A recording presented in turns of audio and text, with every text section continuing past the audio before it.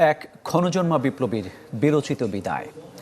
ধূমকেতুর মতো আবির্ভূত হয়ে যিনি সজোরে আঘাত করেছেন ঘুণে ধরা রাজনীতির মূলে, শত্রুর বুলেটে শাহাদাত বরণ করা সেই মানুষটিকে তাই লাখো মানুষ শেষ বিদায় জানালো হৃদয় নিংড়ানো ভালোবাসায়।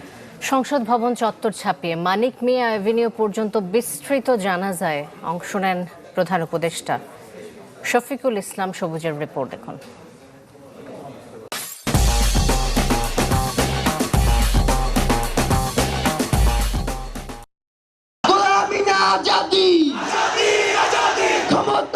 তখনও জানাজা শুরুর কয়েক ঘন্টা বাকি।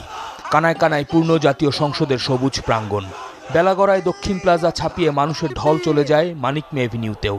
ইনকিলাব ইনকিলাব ইনকিলাব জিন্দাবাদ।